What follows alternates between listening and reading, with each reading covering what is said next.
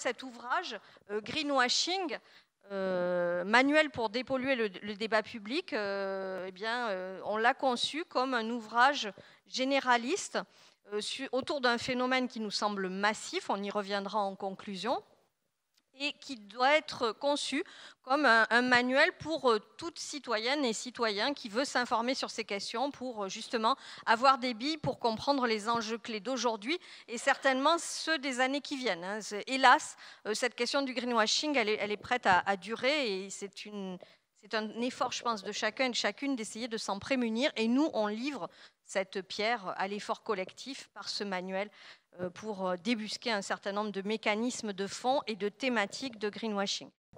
Merci. Donc j'ai donc rédigé le chapitre biodiversité avec Vincent de Victor, qui est écologue au CEF à Montpellier. Donc je ne suis pas tout seul, mais comme il est de Montpellier, voilà, et moi de Toulouse, je vais parler pour nous deux. Donc pourquoi le terme de biodiversité? C'est peut-être un terme qui a priori ne semble pas prêter au greenwashing, et ça serait faire un bien mauvais procès de vouloir accuser des gens, notamment les naturalistes et tous les gens engagés dans les associations de protection de la nature, lorsqu'ils parlent de la biodiversité et de leur protection, de leur faire un bien mauvais procès que de croire qu'il y a derrière leur action une forme de greenwashing. Et c'est pas du tout ici le terme. C'est pas du tout ici le cas. Par contre, justement, c'est parce que la protection de la biodiversité est devenue aujourd'hui largement consensuelle et qu'elle a été reprise justement à tous les niveaux, et notamment par le monde de l'entreprise et des grandes multinationales notamment, que tout d'un coup, là, on peut se demander, mais pourquoi ce terme si consensuel, comment peut-il être justement son usage dans les pratiques ou dans des discours, peut-il être tellement déformé que justement il va prêter, notamment dans les multinationales, mais aussi dans des grandes associations de protection internationale de la nature, et notamment dans les pays du Sud, comment ce terme de biodiversité va prêter le flanc à des formes effectivement de greenwashing. Alors, je ne vais pas parler de la compensation écologique, puisque c'est justement le thème suivant, mais il y a bien d'autres manières par lesquelles cette notion de biodiversité peut prêter le flanc à des formes de greenwashing. Il suffit par exemple d'aller sur le site web, alors je n'ai pas pris les photos, mais sur le site web de la multinationale très sympa qui est Bayer-Monsanto, qui a un site dédié à la protection de la biodiversité, et en quoi et où il se vante vraiment de protéger la biodiversité sauvage notamment. Pourquoi Bayer-Monsanto protège la biodiversité sauvage? Tout simplement parce que par les pesticides, les engrais, les OGM, enfin tous ces choses sympathiques qu'ils produisent, ça permet selon eux d'intensifier l'agriculture sur des surfaces beaucoup plus restreintes que si on devait avoir les mêmes productions agricoles sur des surfaces beaucoup plus larges. Et du coup, cette intensification agricole sur des surfaces agricoles beaucoup plus restreintes permet de préserver la biodiversité sauvage dans des zones naturelles encore selon eux, avec des espaces suffisamment grands pour protéger la biodiversité sauvage. Voilà. Et Vinci, vous pouvez aller voir sur tous les sites web de toutes les grandes multinationales. Vinci, ils vont se vanter de faire de la compensation écologique, parfois de surcompenser ce qu'ils détruisent. Sur les grands semenciers, ça va être pareil, ils vont préserver des banques de gènes sur toutes les cultivars, les semences importantes partout dans le monde, et donc ils vont se présenter comme des champions de la préservation de la biodiversité cultivée, etc., etc. On peut multiplier les exemples. Donc voilà, on voit vraiment que le terme de biodiversité chez certains acteurs est vraiment une porte ouverte au greenwashing. Alors, on pourrait se dire que oui, après tout le monde peut utiliser les termes dans le sens qu'il veut, et que évidemment tout prête le flanc au greenwashing, à des formes de mauvaise interprétation, en tout cas de jeu sur les mots. Mais en fait, il faut bien comprendre que le terme de biodiversité lui-même se prête facilement à ça, parce que c'est un terme alors déjà assez récent, vous savez, qui a été créé dans les années 80, et notamment popularisé par le grand biologiste Edward Wilson. Et surtout, c'est un terme qui est très flou. Par biodiversité, quand on l'évoque, peut-être que vous aurez l'image de petites fleurs, de petits animaux, de l'ensemble de la nature, effectivement. Aujourd'hui, c'est un peu ça, comme cela qu'il est interprété. Et c'est bien le problème, c'est qu'en fait, on peut dire que c'est un concept tellement flou qui est plutôt d'ailleurs de nature, je dirais plutôt esthétique que scientifique. Et derrière, on peut mettre une infinité de mesures scientifiques, d'indices qui mesurent la biodiversité. Alors déjà, qui pose problème, parce qu'on ajoute un peu, on rajoute des pommes et des carottes quand on mesure la biodiversité. On ajoute des choses qui ne sont pas forcément commensurables. Ou voilà, il faut définir des échelles qui sont parfois problématiques. Quand on rajoute des gènes, des diversités de gènes, avec des diversités d'espèces, avec des diversités d'écosystèmes, des diversités fonctionnelles, des diversités écologiques, des diversités morphologiques, bon, etc. Donc on peut faire une tambouille, la tambouille qu'on veut avec ce terme de biodiversité, créer tous les indices, une infinité d'indices de biodiversité qu'on veut. Et à travers toute cette tambouille scientifique, il est facile de trouver l'indice ou les points de vue, les perspectives qui sont arrangeantes pour certaines personnes. Et par exemple, on a pu montrer avec Vincent de Victor que, par exemple, si on souhaite préserver la diversité la diversité des services écosystémiques, parce que de plus en plus on fait équivaloir la biodiversité avec les services écosystémiques qu'elles rendent. Eh bien, par exemple, avec ces services écosystémiques, on peut les préserver en ayant un minimum d'espèces suffisant pour s'assurer, disons, du fonctionnement des services qui sont dans notre intérêt, un minimum d'espèces elles-mêmes, disons, avec une diversité génétique qui n'est pas forcément extraordinaire. Donc, en fait, on peut in fine, conduire à une préservation, à des objectifs de préservation, soi-disant au nom de la biodiversité et qui préservent la biodiversité, mais évidemment derrière avec des pratiques qui en fait sont très critiquables d'un point de vue naturaliste, ou de même le choix d'insister sur la biodiversité remarquable, qu'on appelle remarquable, c'est-à-dire la préservation des grandes espèces, les plus connues, les éléphants, les pandas, etc., est un beau cache-sexe, évidemment, pour préserver, pour ne pas montrer tout ce qui est détruit à côté. Voilà, donc ça, c'est aussi un grand classique. Mettre en avant, c'est une forme on peut dire, d'agnotologie, enfin, en tout cas de manière de cultiver, de cacher tout ce qui est détruit en mettant en avant simplement quelques résultats positifs sur la préservation de la biodiversité. Et il en existe, évidemment, heureusement, et souvent qui sont financés à grands coups de millions par soit les grandes ONG internationales, soit aussi, là aussi, par les multinationales. Donc, on voit que ainsi la biodiversité peut cacher tout un ensemble de pratiques et de discours qui ne sont pas, qui au final n'ont pas un impact écologique et ne garantissent pas la préservation vraiment de l'ensemble de la biodiversité dans tous ses aspects et à tous ses niveaux. Alors, notamment, après ça passe par donc plein de problèmes. Donc, par exemple, les mises en pratique on verra peut-être avec la compensation, mais la préservation des services écosystémiques, avec des mises en œuvre, notamment, qui sont tout sauf justes, qui provoquent des grandes injustices, par ce qu'on appelle les systèmes là, de paiement pour services écosystémiques, où c'est des fois ceux qui ont la capacité de détruire qui sont payés pour ne pas détruire, et qui sont souvent déjà les acteurs les plus riches et les plus puissants, au détriment des populations locales plus pauvres. Ça, c'est un cas classique. Il y a le cas aussi où la préservation des services écosystémiques, en réalité, nécessite de préserver des milieux qui sont pauvres en biodiversité. C'est le cas par exemple pour la filtration de l'eau. Parfois, par exemple les marais salants, qui ont un rôle primordial dans la filtration de l'eau, ou de la préservation des estrans, des traits de côte et des choses comme ça, sont en fait, en général, en termes de biodiversité des espèces, assez pauvres, et ça peut être et payer très cher pour préserver ces milieux, alors, qui ont un rôle écosystémique important, mais ne garantit pas forcément la préservation d'une quantité d'espèces, en termes d'espèces, très, très important.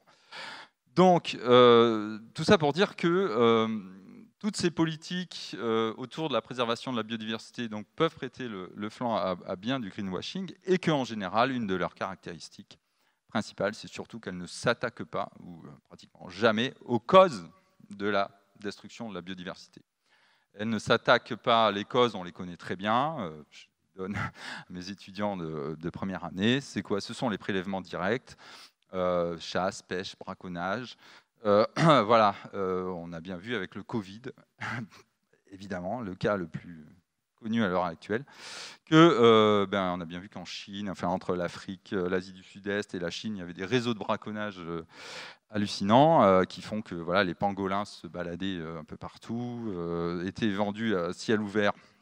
Donc c'est une espèce protégée évidemment, à ciel ouvert sur les fameux wet markets et notamment celui de Wuhan. Alors est-ce que le pangolin est intervenu dans la diffusion du Covid ou pas, c'est une autre question, mais enfin, c'est clair qu'il y avait du braconnage à ciel ouvert, il y a du braconnage à ciel ouvert partout en Chine en particulier, et en Afrique, etc., et que évidemment bien peu est fait pour contenir ce braconnage. Donc voilà, après la question des espèces invasives qui détruisent la biodiversité, qui sont le symptôme de l'hypermobilité de nos sociétés.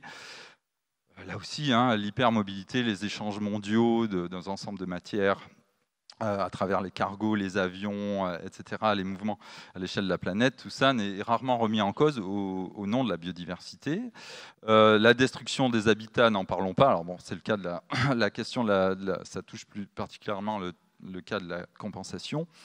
Mais tout ce qui est destruction, fragmentation des habitats, évidemment, ce sont rarement les multinationales qui luttent contre, et au contraire, évidemment, ce sont les citoyens qui luttent pour l'artificialisation l'artificialisation des terres et leur destruction, et de même pour les pollutions, et la plus grande des pollutions, qui aura les plus graves conséquences pour le changement, pour la biodiversité, qui est évidemment le changement climatique dans les années à venir. Évidemment, on a pas vu Total, alors que Total et Airbus etc. ont des politiques de préservation de la biodiversité qu'ils affichent fièrement. Ils ne vont pas dire que pour préserver la biodiversité, ils vont arrêter d'émettre des gaz à effet de serre. Ça, ils s'en retiennent, ils s'en gardent bien. Donc voilà, donc en général, ces politiques de préservation de la biodiversité, elles ne s'attaquent pas aux causes principales et encore moins aux causes ultimes, qui sont évidemment de deux grands ordres, l'affluence, la croissance économique, pour le dire, et aussi la démographie. Parce que là, dans les pays du Sud, évidemment, la pression démographique pose de graves problèmes pour la biodiversité. Bon. Donc, voilà, des politiques de préservation qui sont très superficielles, orientées, et aussi parfois qui induisent elles-mêmes des problèmes. Notamment les plus connus, c'est une forme de néocolonialisme vert. Ça, c'est plutôt oui, c'est à la fois des grandes organisations internationales, et notamment, alors je ne sais pas si c'est que le cas, mais il y a des grandes organisations comme Nature Conservancy, des grandes organisations américaines qui sont accusées de néocolonialisme vert, en partenariat parfois, qui sont financées par des multinationales, et aussi souvent qui font ça avec des États assez complaisants, qui en profitent pour parfois avoir un certain contrôle, en profitent pour avoir un certain contrôle sur leur population, pour parfois mener des répressions même, ou en tout cas pour déplacer des populations qui ne leur plaisent pas. Donc ça peut aboutir effectivement à des déplacements de population, ou au fait que des populations souvent les plus vulnérables sont privés de certains de leurs moyens de subsistance ou de leur mode de vie traditionnel. Ça induit aussi que même si dans les accords internationaux, donc il y a des accords sur la protection de la biodiversité qui font que les populations locales doivent être indemnisées, notamment lorsque cette biodiversité a un intérêt économique, comme pour la pharmacie, notamment la pharmacie ou pour l'agriculture. Ça peut aboutir, elles ne sont pas toujours indemnisées à hauteur, ou pas comme il faut, ou souvent c'est les États qui en profitent pour soutirer l'argent, et tout ça grâce aux brevets qui sont tirés de la biodiversité. Donc parfois cette protection de la biodiversité induit de fait une brevetabilité du vivant, et aussi une financiarisation, là aussi ce qu'on va voir avec la compensation écologique. Voilà, donc voilà par exemple tous les biais qu'on voit émerger, qui prête au greenwashing dans les politiques de préservation de la biodiversité. Et de manière, ce qu'on souligne dans notre chapitre, c'est que de manière générale, il y a pu, surtout c'est Vincent de Victor qui a souligné ça, puisqu'il a écrit un ouvrage là-dessus, c'est qu'il a pu exister dans les années, il y a eu des mouvements d'éveil à la protection de la nature dans les années 60, dès l'après-guerre, mais en fait ça s'est quand même cristallisé dans les années 60, 70 surtout, avant même que le terme de biodiversité arrive, mais enfin voilà, c'était la protection de la nature et des espèces qui étaient déjà en jeu. Et il a pu exister dans les années 80, 90 des formes de résistance ouvertes, affichées contre ce souci de la nature, de la biodiversité, pour des raisons économiques évidemment. Ce que Vincent de Victor appelle le green backlash, c'est-à-dire voilà, des entreprises, c'est un peu la même chose que pour le changement climatique, c'est-à-dire ça a été des gens qui ont mis en œuvre des politiques dites de doute, des politiques du doute, et des politiques du doute, là, non pas sur les émissions de CO2 ou sur l'effet du changement climatique, mais sur cette biodiversité qui n'était pas si en danger que ça, qui n'est pas si fragile que ça, sur quelle est l'importance de préserver tous ces petits poissons, ces petits escargots, toutes ces petites choses. Donc ça, il y a eu dans les années 70, 80 et 90 même des discours ouvertement, on pourrait dire presque négationnistes sur l'intérêt de protéger la nature, mais tout ça, comme j'ai dit, a disparu.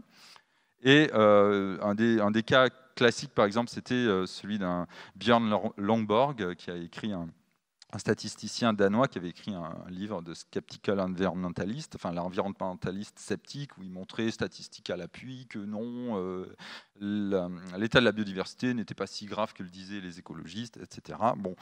Mais ça a disparu, comme l'a bien souligné Vincent, et on est justement, comme il le dit, dans un cas non pas de green backlash, c'est-à-dire de gens qui luttent vraiment contre le fait qu'on préserve les espèces ou la biodiversité, mais dans ce qu'il appelle une forme de green backwash, c'est-à-dire que là aussi, on est dans une forme de consensus mou où tout le monde se réapproprie à sa façon la protection de la nature ou de la biodiversité.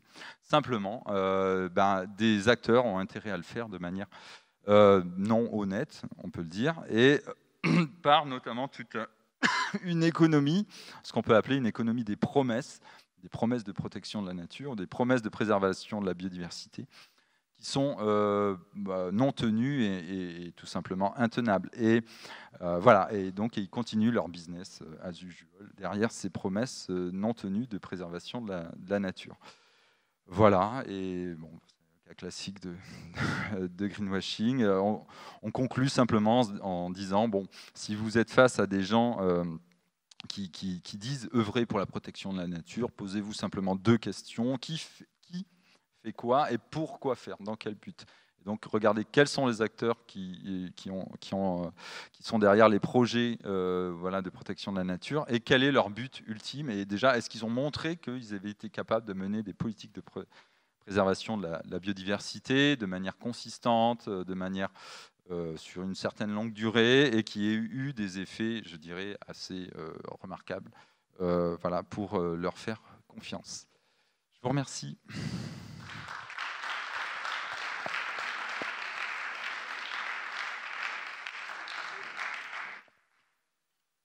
Oui, merci pour ta présentation. Je me demandais si tu avais discuté notamment avec Vincent sur la question du rôle des scientifiques qui travaillent sur la biodiversité.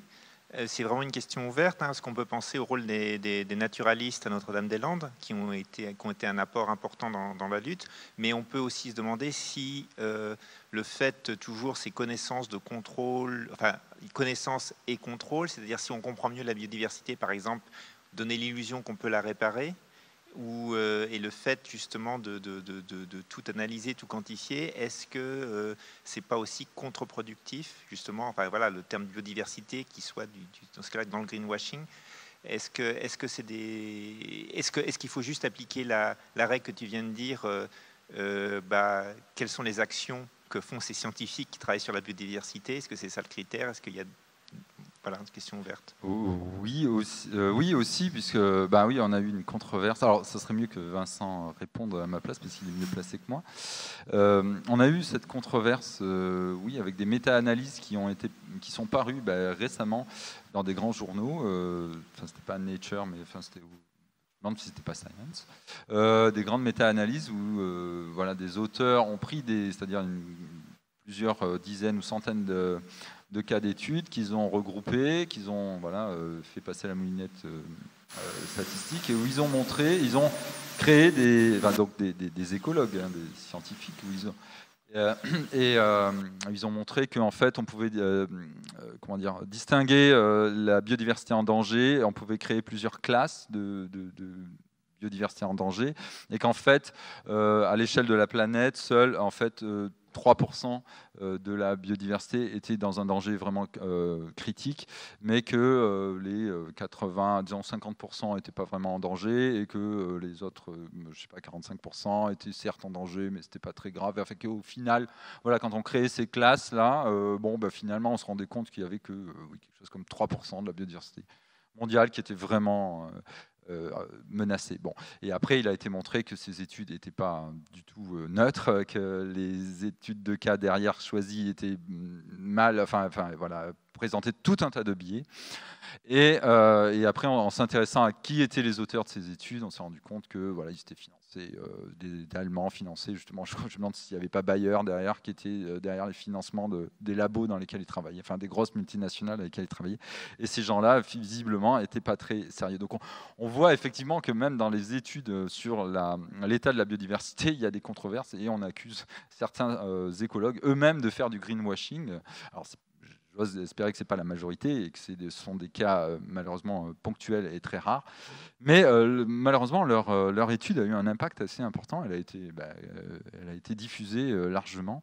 Et on voit que donc, ça continue une forme de greenwashing aussi au niveau des scientifiques. Bon. Et après, pour ce qui est des scientifiques eux-mêmes qui sont engagés, Vincent, par exemple, peut en témoigner. Lui, il a subi, en tant qu'éditeur en chef d'un journal d'écologie, dans lequel était passée une étude sur... visiblement, il y avait eu une petite erreur à un niveau, mais il a reçu sur la disparition des insectes, si je me rappelle bien, il a reçu une volée de bois vert, oui, parce que... Là, il y avait eu une erreur dans le sens inverse, en disant... Apparemment, sur les données étaient, je ne sais plus exactement ce que c'était, mais les données étaient plus catastrophiques, un peu plus catastrophiques que ce que apparemment était la réalité. Et là, il a reçu une volée de bois vert pour avoir autorisé la publication de cette étude qui était catastrophiste, alors que voilà, bon, etc. Il y avait une erreur. Enfin, donc, on voit que le sujet est très touchy, enfin très sensible chez les scientifiques, hein, où la moindre erreur, voilà, sur ce montre que on peut, comment dire, qu'il y a à la fois du greenwashing, et que ceux qui feraient l'inverse, alors eux sont très vite accusés de faire du catastrophisme et de pas avoir la bonne rigueur scientifique, etc. Ce qui fait que voilà, je pense que ça met une pression forte sur ceux qui se soucient vraiment de la biodiversité et d'avoir des bonnes données, ça leur met une pression énorme, parce que voilà, la moindre erreur fait qu'ils sont pas loupés. Est-ce que, merci pour la présentation, est-ce qu'on observe dans ce domaine ce que vos collègues qui sont intervenus précédemment ont qualifié d'effet de silo? Est-ce que finalement, en focalisant des études sur une certaine... Enfin, vous l'avez un peu évoqué, mais il faudrait peut-être que, si vous pouvez préciser, en focalisant des études sur une partie de la biodiversité, on donne une mauvaise image dans un sens ou dans l'autre, dans un sens d'une exagération ou au contraire d'une atténuation de la réalité à une échelle plus systémique, plus globale finalement. Est-ce que ce risque existe dans une approche scientifique rigoureuse, honnête, etc. Hein. Mais des visions partielles qui fausseraient la vision de la réalité. Le problème, c'est... Oui, alors, évidemment. Le problème, c'est, comme je dis, il y a une infinité de manières de s'intéresser à la biodiversité. On peut s'intéresser à la biodiversité remarquable, certaines grandes espèces, à la biodiversité ordinaire, c'est-à-dire les espèces communes avec lesquelles on interagit régulièrement. Donc, par exemple, les espèces communes avec lesquelles on interagit, bon, il n'y a aucune espèce, enfin, il y a très peu, ou c'est très rare, des espèces communes qui risquent de s'éteindre. Ça, c'est pas le problème. Par exemple.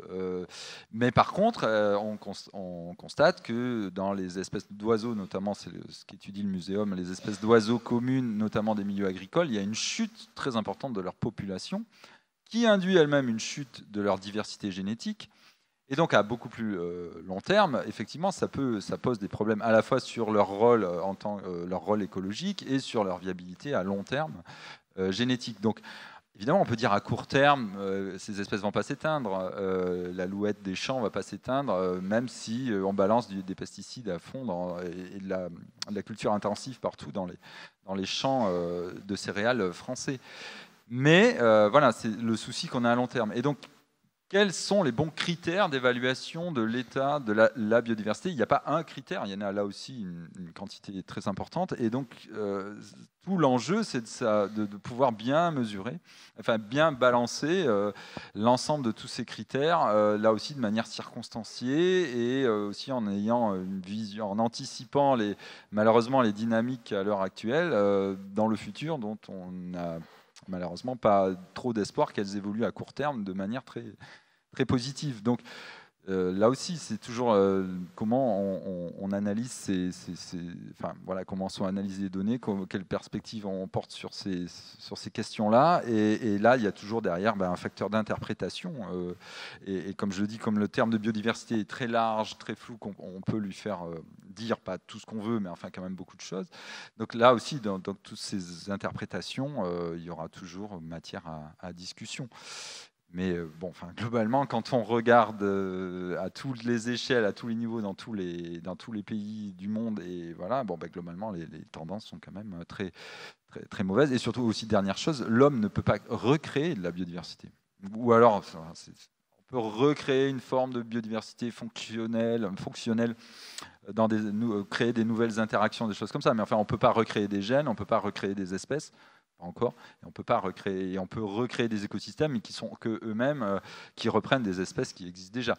Donc, enfin, notre aussi, à part éviter les destructions, on a peu de capacité. Alors là aussi, tous les discours qui disent qu'ils vont recréer de la biodiversité, etc. Alors là aussi, il faut tout de suite être très sceptique et remettre tout ça en cause de manière très radicale.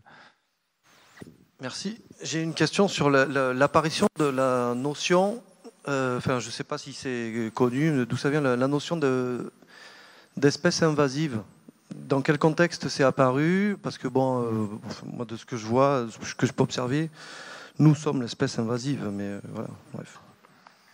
Oui, alors non, c'est intéressant effectivement. Alors je sais pas en tête, j'ai pas trop ça en tête, mais je pense que c'est quand même plutôt après la Seconde Guerre mondiale. Mais effectivement, par exemple au XVIIIe, au XIXe siècle, c'était l'inverse. Les sociétés naturalistes s'appelaient les sociétés d'acclimatation. C'est-à-dire le but, à l'époque des grandes découvertes et où les grands navigateurs européens parcouraient le monde, c'était de ramener justement des plantes de partout des continents américains, africains, sud-américains, etc., de partout, pour acclimater en pensant que ces plantes qu'on trouvait dans les autres continents allaient pouvoir avoir un intérêt, soit esthétique, soit agronomique, soit autre, en Europe. Et donc le but, c'était de les acclimater justement en Europe. Et à l'époque, on ne parlait pas du tout d'espèces invasives. Au contraire, on voulait on souhaitait augmenter la biodiversité européenne ou locale par des espèces venant de tous les continents. Donc on avait une vision à l'opposé. Et puis bon, effectivement, on s'est rendu compte que malheureusement, il y a bien des espèces qui se sont acclimatées toutes seules et au point même de se plaire énormément, au point de devenir invasives. Mais ça, je pense que ouais, c'est assez tardif. Le souci des espèces invasives, c'est plutôt, oui, je pense, depuis la deuxième partie du XXe siècle. Et qui pose des problèmes éthiques aussi, c'est-à-dire que voilà, souvent on se rend compte que bien des espèces invasives, déjà, bon, oui, elles ont été apportées par l'homme, par l'action humaine, elles ne sont pas venues toutes seules en général, et d'autre part, elles s'implantent parce que justement le milieu a déjà été perturbé et dégradé par les êtres humains, évidemment, et c'est pour ça qu'elles trouvent des niches dans lesquelles s'installer et proliférer. Et après, bon, certains ont dit que ça ouvrait à une forme de racisme biologique, enfin, racisme écologique, en désignant certaines espèces comme mauvaises par rapport à d'autres parce qu'elles étaient étrangères, etc. je ne vais pas digresser sur ce thème très à la mode actuellement. Mais en fait, oui, on se rend compte aussi que bien de ces espèces invasives ont une phase effectivement d'invasion, où elles sont invasives, et puis qu'en général, la pression écologique retombe sur elles, et que souvent, au bout de quelques années, elles rentrent entre guillemets dans le rang. Il y a des facteurs écologiques de rétroactions qui font que, par exemple, il y a des prédateurs qui vont arriver, il y a des compétiteurs qui vont arriver et qui font qu'elles ne vont plus être invasives. Le cas, par exemple, des cas les plus connus, c'est la caulerpe, ce qu'on appelait l'algue tueuse, qui en Méditerranée avait à un moment colonisé une partie de la Méditerranée au large de l'aquarium de Monaco, d'où elle s'était échappée. Et donc, c'était une algue issue de je ne sais plus quelle mer tropicale, et qui commençait à envahir une partie de la Méditerranée en tuant les herbiers de Posidonie, etc. Et on avait dit, oula, elle va envahir toute la Méditerranée, il va y avoir cette algue tueuse partout, etc. Puis en fait, on s'est rendu compte que assez naturellement, au bout de quelques années, elle a fini par régresser, et je crois qu'aujourd'hui, on n'en parle plus, et je crois même qu'elle n'a pas disparu, mais enfin, elle est très contenue, et plus personne ne parle d'espèces invasives à propos de cette caulerpe. Voilà, donc voilà, il ne faut pas trop non plus... Enfin, alors, les espèces invasives peuvent être un problème pour la destruction de la biodiversité. Il faut aussi raison garder et ne pas se lancer dans une espèce de racisme écologique à tout va, à tout détruire. Voilà, il faut quand même étudier les choses de près. Ah oui, bon, nous, oui, ça c'est... Oui, on peut. Pour l'instant, on peut se définir comme une espèce invasive, mais peut-être dans un siècle, vu tout ce qui se passe, on sera beaucoup moins. On aura retrouvé notre niche écologique un peu plus, traditionnelle. J'avais deux questions. La première, c'est sur le passage de la phase de greenbashing au greenwashing, en fait. Est-ce que tu penses que l'IPBES a joué un rôle et que les rapports ont commencé à être un peu entendus, ou tu penses qu'au contraire, c'est quelque chose qui est beaucoup moins connu que les rapports du GIEC? Et la deuxième question, c'est sur ces solutions parfois qu'on nous présente comme des solutions d'avenir et qui sont parfois des mauvaises bonnes idées ou des fausses bonnes idées. C'est la question des micro-forêts et donc cette méthode japonaise, j'ai oublié le nom exact, dont on dit qu'elle permet d'introduire la biodiversité en ville facilement, etc. Et je sais que c'est par ailleurs quelque chose qui est assez controversé, donc je voulais avoir aussi un éclairage là-dessus. Merci. Oui, alors, deux questions, je n'ai pas d'éclairage plus particulier. Pour l'IPBES, oui, je ne peux pas dire si... c'est parti déjà du Millennium Ecosystem Assessment, là, du fait de ce grand rapport de l'ONU qui a été publié en 2005 sur justement où on a évalué tous les écosystèmes terrestres et leur rapport justement en termes de services écosystémiques. Et ce Millennium Ecosystem Assessment lui-même est issu des travaux d'écologistes économiques, donc Constanza, etc., et des gens dans les années 90, voilà, qui ont mis en place des systèmes pour mesurer, pour avoir des évaluations monétaires de la valeur de la biodiversité, des services écosystémiques. Et donc, en fait, on peut dire que tout simplement le fait de mettre des valeurs, des dollars sur ces services écosystémiques, cette biodiversité, etc., et puis après, ça s'est développé et ça a pris effectivement avec l'IPBES un champ politique important, une visibilité politique importante, fait que oui, c'est le langage des multinationales et des entreprises et des décideurs et des économistes, etc. Et donc ça a pu être entendu, effectivement. Et disons que ça a pu faire plus d'écho dans leur mode de réflexion que quand simplement des naturalistes qui disent qu'il faut préserver telle espèce parce que voilà, les espèces méritent notre considération en elles-mêmes, au-delà de toute valeur utilitaire, qui est un discours malheureusement amoral qui fait très plaisir, mais qui avait jusque-là assez peu d'écho. Donc oui, je pense que ça a eu un impact, le fait de tout ce cheminement de monétariser et puis maintenant de financiariser avec ces services écosystémiques la protection de la nature. Je comprends que c'est un langage qui était facilement assimilable, compréhensible, et tout ça pouvait être mis dans des bilans RSE des entreprises, etc. Après, pour les microforêts, j'en sais pas plus, mais effectivement, j'ai vu des études assez controversées qui montrent qu'après un départ effectivement canon de ces microforêts, où elles grandissent vite notamment en taille évidemment, et elles accumulent au début assez rapidement du carbone. Après j'ai vu que souvent il y avait un dépérissement ensuite important, pardon, il y avait une sélection, qu'après finalement la capture de carbone n'était pas si bonne que ça, et que finalement, je sais plus, enfin, il y a eu des résultats assez mitigés sur l'intérêt de ces microforêts après la phase de plantation qui, elle, peut susciter de l'enthousiasme et les premières années, mais après, ouais, donc là aussi à voir avec le long terme.